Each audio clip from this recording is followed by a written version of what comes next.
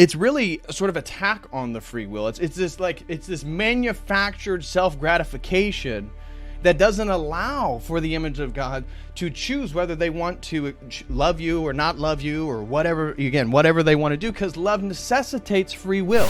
We have to take responsibility, being the first one to die for our family and our kids. So that is a literal mortality. But at the same time, you're going to die. If you get married, you're dying to the will of your wife, and you're definitely dying for the providing and the protection of your children. It's not a light matter. And is that something you're willing to die for? I think all of us really, if we're going to get married and we're going to have children, that needs to be a resounding yes. O Lord of hosts, be with us, for we have none other help in times of adversity but Thee. O Lord of hosts, have mercy on us. Why this question, what are you willing to die for, is important. Then the question comes, which is built into that, is what do you truly love? What do you truly love? Because what you truly love is the only thing that you're willing to die for. And when we look at the Western world, the only thing people are willing to die for is for their own self-gratification. And that's why people are so easily led into the pandemic or the Ukraine-Russian conflict, and they are posting blue and yellow flags on their profile, because these sort of, and we'll get to it, the demonic track of the ambiguous love. I love justice. I love freedom. I love democracy. These things can't love you back. And we can see in Christ's description of love in John 15:12-17, it is a personal relationship. That love has to be done between persons. Obviously, the three persons of the Godhead, the Trinity, but the persons of each other. We can only love each other. We cannot love concepts. We cannot love ambiguous things. And this demonic trap of getting people to love social justice, or it's a way to self-gratify the self. It makes me feel moral. It makes me, okay, I can do the Instagram stuff or do the photos or get all the likes. It makes me feel wanted, makes me feel desirable. That so much of what's going on in the Western world is just it's a false pretense for the gratification of self-love, which then is being pretended, and laid around here like if that's real love. And that's why everybody's so damn selfish, and that's why everybody in the Western world is being led right down the path to the slaughterhouse, which is the whole point, because this is ultimately a spiritual war. And so what you're willing to die for signifies the spiritual life or the spiritual death of the person. So let's dive in here first to, if you got your Orthodox Study Bible, the Gospel of John, chapter 15. I'm going to begin here with verse 12. So chapter 15, verse 12 in the Gospel of John. And this is really significant for us looking at what does self-sacrificial love look like and how is it described in the Bible. Self-sacrificial love, according to the Gospel of John, says, "This is my command," says Christ, "that you love one another as I have loved you. Greater love has no one than this, than to lay down one's life for his friends. You are my friends if you do whatever I command you. No longer do I call you servants, for a servant does not know what his master is doing. But I have called you friends." Christ calling us who follow him friends. Why? "For all things that I heard from my Father I have made known to you. You did not choose me, but I chose you and appointed you, that you should go and bear fruit." You see, God, it's the whole framework here, and we're going to flip this to the next verse where he talks about how the world hates us because it first hated him. The world is an ambiguity. It's an abstraction. The world, who is the world? Does the world have pronouns? Does the world have a personality? No, of course not. But we flip that in regards to the true love, and we see it's extremely personal. Christ is referencing him, me, I chose you, What's going on here? It's all rooted in a theology of personhood. And so I chose you and appointed you that you should go and bear fruit. Again, he is the vine. And that your fruit should remain. And whatever you ask the Father in my name, he may give you. These things I command you, that you love one another. And then you go to the footnote here. And it says that friendship is higher than servanthood. Servants obey their masters out of fear or a sense of duty. Friends obey out of love and an internal desire to do what is good and right. And that is so true, right? If you actually have a friend and you have a good friendship, it doesn't need to be discussed. It does not need to be articulated. It does not need to be said, you need to do what I say, or you need to look out for me, because there is a mutual agreement, because there's true love. There's a mutual agreement of selflessness. And so, servants obey their masters out of fear and a sense of duty. Friends obey out of love and an internal desire to do what is good and right. Abraham was called a good friend of God. James 2:23, because he obeyed God out of the belief of his heart. The disciples, and indeed all the saints, are honored as friends of Christ because they freely obey his commandments out of love. Those who have the spirit of loving obedience are open to receive and understand the revelation of the Father. So, okay, now let's get into more practical, how we can apply this to our direct lives. Well, as I said, true love requires, as insinuated here, and we're going to see the opposite when we flip over in this next section, it requires persons. It requires free will. Love requires free will. And I think what's so interesting, again, about some of these demonic traps about self-worship or the sex, all this stuff, it's really a sort of attack on the free will. It's this manufactured self-gratification that doesn't allow for the image of God to choose whether they want to love you or not love you or whatever they want to do, because love necessitates free will. And so we can see the mandating of the jibby jab. That's not out of love, right? The government didn't love you if they're going to mandate you to get something. If somebody loves you, they give you the option. And if they truly love you, they give you the option to reject. And that's exactly our relationship with God. And that's exactly our relationship with the people we care about the most. Our parents, our siblings, our wives, our children, our friends, and then our extended community, which leads to our extended church life, the church itself, which leads to our extended nations. And so we can see the breakdown in all these things. Do I want to go die now for the American empire? No, because the military-industrial complex is part of that demonic trap of the abstraction. See, what are you fighting for as a U.S. soldier? Are you fighting for freedom? Are you fighting for the people you actually care about? No. And so we see the breakdown, this sort of demonic enterprises. Now even the soldiers who go to war, who fight for their nation states, they're not even fighting for the people they care about. They're fighting for a military-industrial complex, which is making money off the death and misery of the world itself. So your wife, what are you willing then to die for? What do you truly love? Is it your parents? Is it your parents? This is something that I've seen, talked about or on some of the social media stuff. It's like, taking care of your parents when you get old. And that's a difference between, again, the breakdown in the nuclear family in the Western world is we just go and throw our parents in nursing homes and have strangers who don't love them take care of them until they die.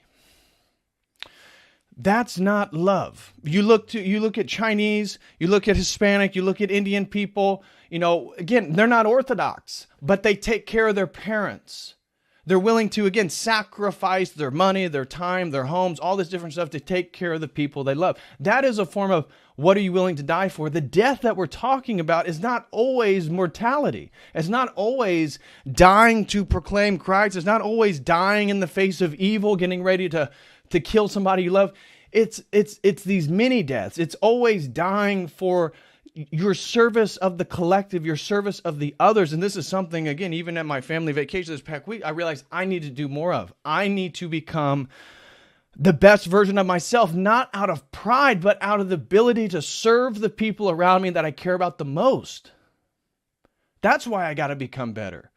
That's why I need to go to the next level. That's why my spirituality this next year has to go to the next level. My relationship with Christ, my fitness, my health, my mind, my education, my desire to do the work, to do the research, to do my streams, to do my whatever it is. I got to go to the next level, not out of a sense of pride, but out of sense of duty to serve those who I care about the most, because I know what the world's coming to. I know what the plan is for 2030 and 2040 and 2050. We just did a stream a couple weeks ago that all these transhumanists believe they will be doing the brain chip implants and all this different stuff by 2040. Now, we already know the economic global reset is going to be done by 2030. So this is all less than 20 years. And so whether it happens or not, you becoming the best version of yourself and being able to offer that to the people around you, that is a sense of spiritual duty to some degree. And this is where money can come into play. It's like, if your parents are getting old, don't you need money to take care of them? And so, again, the tables flip. Our parents, as they get older, become more childlike. We have to take care of them. They wear diapers, all this different stuff. Are you going to be there to do what they did for you? Are you going to reciprocate the true love, the selfless love, the self-sacrificial love that they gave you? Because most people won't. And that is a demonic process that's happening to a lot of people right now, is that they cannot see outside of their own selfish desires. And it's absolutely a catastrophe to relationships and the nation itself. Look at our country. Nobody cares about anybody but themselves. So, is it your wife? Part of this martyrdom as men get married, we have to take responsibility for being the first one to die for our family and our kids. So that is a literal mortality. But at the same time, you're going to die. If you get married, you're dying to the will of your wife, and you're definitely dying for the providing and the protection of your children. And so it's not a light matter. And is that something you're willing to die for? I think all of us really, if we're going to get married and we're going to have children, that needs to be a resounding yes. Your parents, your children, your friends. What are the quality of your friendships? And do you even have true friendships that have true self-sacrificial love? If they don't, if all your friends are utilities, if you hang out with certain people because you do the same activities and that's really the only reason for your friendship, that's not true love. That's actually selfish love. That's actually you're only friends because of the utility they provide for you. That's not true friendship. And that's the flip. What are you willing to die for? Is in a way we have to die to our own will so we can engage with this true, authentic, selfless form of love, which is tied to everybody around us and all of our relationships and all the people we know, which is going to extend to the church, to the nation itself, across the world. So, as I said, are you willing to die for your country? I mean, this was something I thought about, reflecting on this question of what are you willing to die for?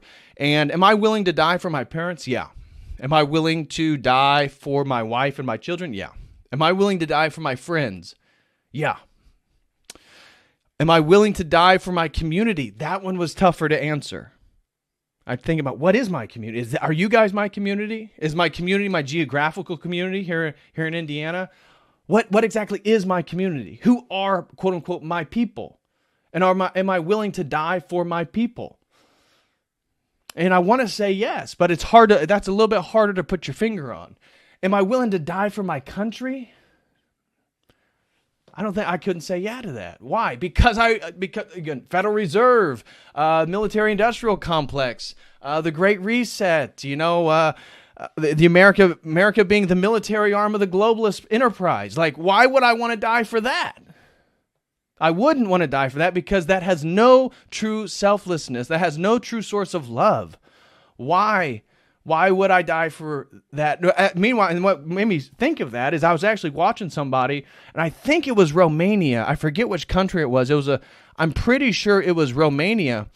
But a man was talking about how he was willing to die for his country. And he talked all about, the country, the community, his friends, his family, his children, his wife. And he mentioned how he was willing to do that. And that was really startling to see how again, Romanians, they still have that selfless connection, that communal feel across the entire nation, where here in America, that's totally that collective effervescence, which Dirt Time talked about, that's totally gone now. We don't have that sort of collective camaraderie anymore. And that's why I think sports ball is so it's so popular and at the same time pernicious, because as Christ says, a house divided cannot stand. And so you see the left-right paradigm here in the U.S. This is all a trap. This is all a trap. And it's certainly not built out of this true understanding of love. So true love, in essence, as I said, is selfless. It's selfless. False love is selfish. It's selfish. And we all fall victim to this, right? When we complain about other people or do one thing or another, it's because we are being selfish as opposed to selfless. And this was something, again, that I came to the realization during my own family vacation, and just seeing ways in which I can become more selfless and not selfish, because, again, I'm no longer a child. The children have to be selfish, because that's the whole point, that the selfless love of the parents is nurturing those children so that they eventually can be, again, the providers and the competent people to then give that selfless love not only back to their parents, but also create the families of their own. And I think this is something for us to think about. You know, how conscientious are you of your own selflessness or selfishness? And are your family, are the people closest to you becoming utilities for your own pleasure? Right? And I think that's why often we end up hating or treating the people closest to us the worst. Our parents, our wives, our children. Why? Because we are in a way wanting the sort of self-gratification, not the selflessness of self-sacrificial love. And so because people, need to sort of gratify us to some degree or another, we end up taking out the frustration of the lack of sort of gratification or happiness or immediate pleasure on the people who care about us the most, as opposed to being more selfless to those people, whether, again, you disagree or something happens or not, but that is only going to create better connections, more harmony, deeper relationships, and more meaning. Because that's going to be the big difference between the selfless love and the selfish love, is happiness versus meaning. Which one do you want? I want the meaning. I want my life to be meaningful. I want all my relations to be meaningful. I don't want to have a life and look, I was happy most of the time, but I'm pretty lonely. Happiness itself, the fact that I saw, again, I'm not trying to criticize anybody here, but I recently saw a video from Kevin Hart on social media telling everybody how, you just need to find your happiness. The goal of life is to be happy and all this different stuff. And it's like, what terrible life advice. If the goal of life is just to be happy, you're basing the purpose of life on an emotion that's constantly changing. Therefore, you're actually never, if your only pursuit is happiness, you're never going to fully be happy. And if your full pursuit is happiness itself, well, then you can see why people fall victim to adultery and different things, of which, and I'm not trying to castigate, we are all sinners here, but, that was something that happened with Kevin Hart. I mean, my God, he's one of the biggest comedians, has a beautiful wife, has a wonderful children, wonderful family, still cheats on his wife. Is it because of the pursuit or this idea that we have to always be happy? Is it a pernicious subtlety within our preconditions, our presuppositions that we don't realize affects so much of our own lives? And so dying for what you love does not, as I said, always mean mortality, but dying to the devotion of self-pleasure. And again, exactly tied to this, how you always have to, the purpose of life is to be happiness. It's happiness. Well, honestly, where I'm at now, and you guys have seen the transition and the development of this YouTube channel, is I'm more happy than I've ever been, and I'm also more disciplined than I've ever been. When I was in my 20s, I had opportunity to all the things that quote unquote make you happy, right? Free reign on sex, drugs, any form of pleasure, whatever you want to do, experiences, traveling, right? I get all that stuff, had all those experiences. And yet at the same time, eventually, the reason why I got into orthodoxy is because taking all those psychedelics and going through that whole gamut I was like, really? That's what all the spiritual, there's got to be more to it than that. And what the more to it was the discipline of the self-development, right? It's not just happiness. It's actually the meaning that we get from a disciplined life. And the discipline, I think, is, again, it's a relationship back to selfless love, because your body is a temple for the Holy Spirit. Becoming disciplined in your health, becoming disciplined in your life, becoming disciplined in a way only betters the gifts that God has given you. And it also, as I spoke to somebody, shout out to Ben, met him at church today. Don't know if he's watching or not. Shout out to you and your mother. That we were talking about, the perniciousness of like the news and you becoming a victim, or like the emotive energy of being too wrapped up in sports ball or the news or the happenings of the world. It all disempowers you. And really, as a man, once you get to the point that you're so disciplined and take so much responsibility for all the bad things in your life that there's nobody to scapegoat, there's nobody to point a finger at. Now it's only on you to correct it and to do what's best. It's actually incredibly freeing, because the only thing that can stop me now is when God chooses for me to die. I don't know when that is. He definitely does know. And so now, once you get away from the sort of the system, the matrix, right? These demonic abstractions that get you to hate abstractions, they want you to love abstractions. It's all a demonic game of mirrors. That the true limitlessness is actually when we get to a state where, hell, my fitness, my life, my diet, my spirituality, my relationship with God, that is on me. And I take full responsibility for every single thing that I can take control of. And in that moment, you become limitless. That's like the whole thing, how we become free. Once we become slaves to Christ, we become free. Oxymoron. It's ironic. Same thing is true with our discipline. It's like the more you become disciplined, the more you put these limitations on yourself, the more limitless you feel, because nobody can stop you, because no pleasure's driving you, right? I don't do certain things just because, it makes me feel. No, the most things I do are difficult, and it's the meaning, it's the experience that you have by doing all these things that is so much more fulfilling than pursuing happiness or pleasure. And in that whole process, as we get back to, in a way, it then allows me, that imposing the self-discipline on myself allows me to become a better version of myself, a higher version of what God created me to be, and I can offer that back to people. And so then it's another selfless offering. It's that you're constantly working on yourself, not to parade yourself over other people. It's to offer yourself as a tool for God to work through in the world.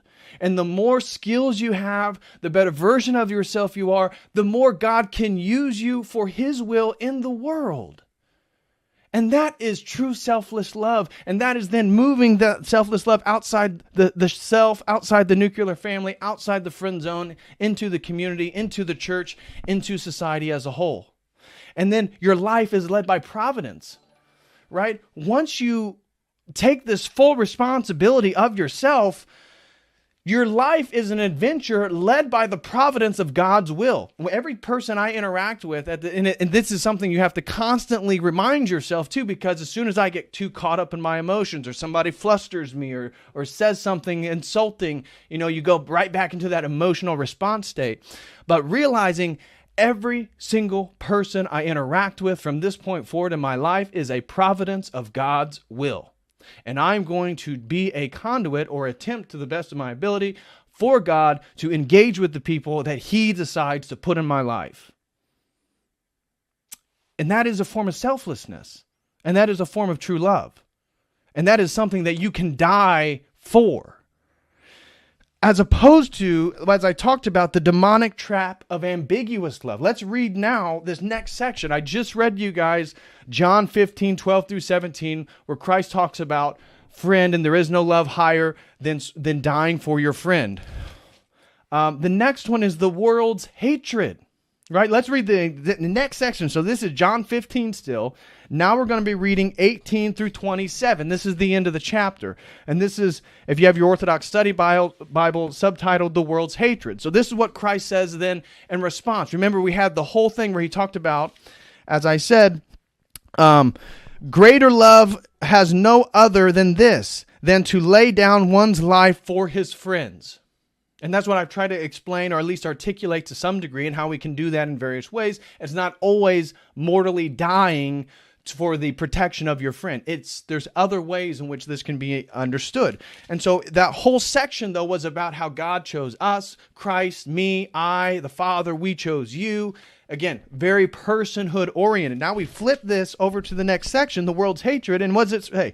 If the world hates you, you know that it hated me before it hated you. Again, the world's an it. The world's an abstraction. The world is a concept. It's the thing. And as the footnotes show here, the world in Scripture has been used a few different ways. But the world in this particular story, the way it's being understood is the rebellion of the world against God reveals several things. This is understanding the world as the embodiment of the rebellion against God's will.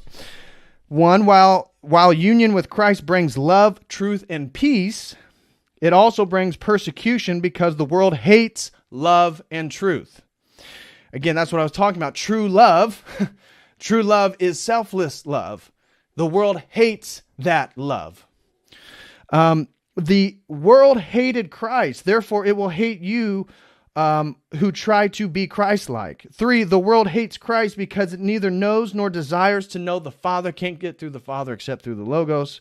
And 4, hatred for Jesus Christ is irrational and unreasonable, for Christ brings love and mercy. Thus, Christ is hated without a cause. Now, let's finish this section. We got this, the world. Christ is using the world as this abstraction, right?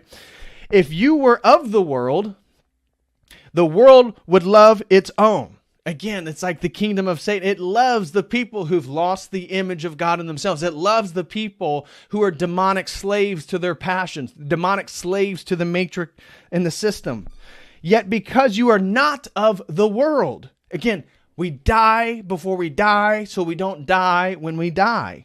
But I chose you out of the world. See, personhood. I, God, chose you, personhood, made in my image, not it, not an abstraction. But I chose you out of the world. Therefore, the world hates you. The abstraction hates you and I because we have been chosen by Christ and we are trying to follow in that truthful love and light. Remember the word that I said to you. Remember the word that I said to you. Quote, a servant is not greater than his master, unquote. If they persecute me, they will persecute you. If they kept my word, they will keep yours also. But all these things they will do to you for my name's sake, because they do not know him, the Father, who sent me. Again, notice all the pronouns here. If I had not come and spoken to them, they would have no sin. But now they have no excuses for their sin. He who hates me hates my Father also. If I had not done among them the works which no one else did, they would have no sin. But now they have seen and also hated both me and my Father. But this happened that the word might be fulfilled, which is written in their law. They hated me without a cause. But when the Helper comes, whom I shall send to you from the Father, the Spirit of truth who proceeds from the Father, he will testify of me.